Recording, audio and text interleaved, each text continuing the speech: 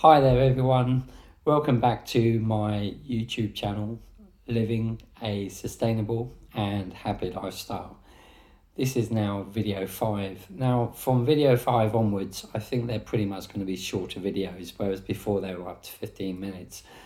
But it's now getting to the stage where I go for a whole week of trying to think of what else I can put in the latest video, and I'm really getting to the point where I'm starting to get a bit sort of like lost for stuff I can put on the YouTube video.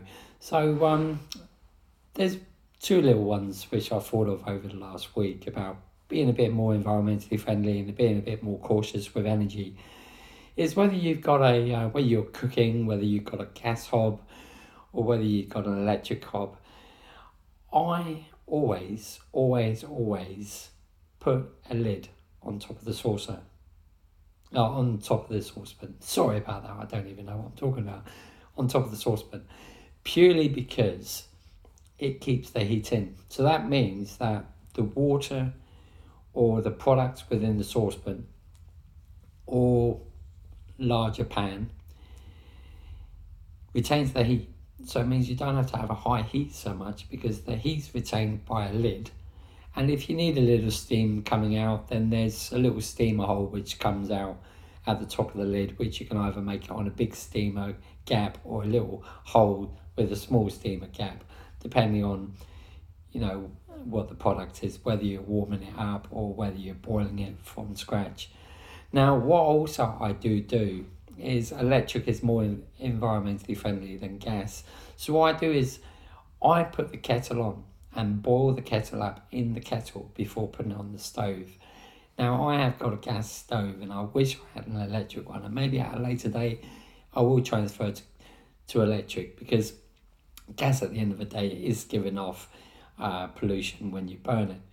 So with the cooking, keep the lid on to retain the heat, and only put as little amount as possible water on the product so that you just about cover the item which you're boiling, because it means that there's less water to boil. So that's the situation with cooking stuff from scratch, whether it's potatoes, whether it's rice, whether it's pasta, whether it's just boiling any vegetables really. I just basically put the water so it just about covers the product which you're cooking, not so that I fill the whole saucepan up, but just so that I just about, when it's in the bottom of the saucepan, just allow the water just to cover the top of the vegetables or the product you're cooking, and of course heat it up with an electric kettle in the first place, and of course keeping the lid on. Now the other thing is driving. Now a lot of you, you drive around. The more people you have in the car, in the long run, the more environmentally friendly it is, because it means that there's less people using less vehicles and more people in one vehicle. So if you can, try and share your journeys with somebody who's doing the same journey as you. They do have it all over the world on these share a ride type policy, where people are trying to cut down emissions and cut down the traffic by basically sharing the journey with somebody who's your neighbour or friends who live in the local area and you're going to the same place. Why not share the route instead of taking 2, 3, 4 separate vehicles? So you can take it in turns, and one person does one day, another person does another day, or one person does 1 week and another person does another week. So that's sharing your vehicle with somebody who's going to the same destination as you, lives in roughly the same area as you, and it means that you've got less vehicles having to go on the road, causing more pollution. Now the other thing is I bet you if you go through your vehicle, whether it's in the hand compartments, in the pockets on the doors, or if it's in the boot, get rid of all the stuff in the car, because the more weight there is in the car, the more stuff there is to carry, and of course you're burning more fuel. So only have what you need in the car as essential for that journey. Of course, a few little tools which you might need for the vehicle, and like a jack and a pump and sort of safety things which you would need on every journey. But, other stuff, don't put it in the back of the vehicle, keep it in the vehicle. Unload it and keep it in that garage or the shed, and only use and take stuff in your car which you need on that journey, because so many people are carrying so much weight around with stuff which doesn't even need to be in the car. So that's another one. Another thing is driving up to traffic lights, pedestrian crossings. I always turn my engine off when I get to that point. If I get to a traffic jam, turn the engine off. If I hit traffic lights, turn the engine off. If there's pedestrian crossing, there's loads of people crossing, turn the engine off. And then just turn the engine on when the lights are green, or when the people have crossed the crossing, or when the traffic is moving. So always turn your engine off when you're actually stationary. And to be honest, when you park, I see so many people just parked up and just like keeping their vehicle turned on. As soon as you stopped, just turn the engine off. If you're going to sit somewhere for 5-10 minutes, turn the engine off. If you keep an engine, it's just still polluting the atmosphere, even if you're not moving anywhere. So just turn the engine off.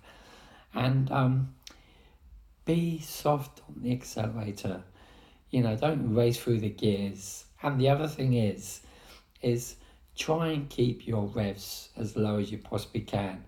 I mean, I try and do my revs at about 1,500 RPM, 2,000 RPM max, but sometimes, you're thinking like, you've got to go through the gears, so make sure that you're doing enough RPM so that you don't go up to the next gear and you stall it because you're not doing enough RPM.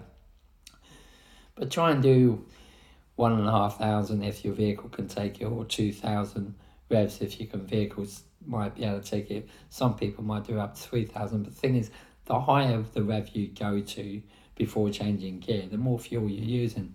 So try and be a bit more efficient in the way you drive around town and drive on the motorways.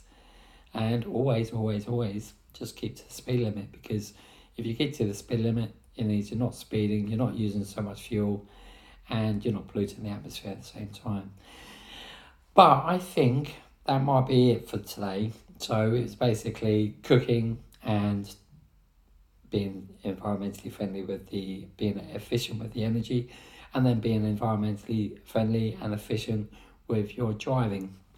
Now, if anything else comes up, I'll be putting it on to next week's YouTube channel. So anyway, have a good day. Be positive. Act positive. Think positive. Speak top positive. And basically surround yourself with good friends and good family, because they are the people who can be there for you when you need them. Even if you have a little hiccup in the day or a hiccup in the week, it's nice to be surrounded by good friends who understand you and know you. And at the end of the day, be nice, because it doesn't take anything to be nice. Anyway, take care, have a good week, and hope everyone's well. And I'll see you next week with another YouTube update. Take care then. Bye.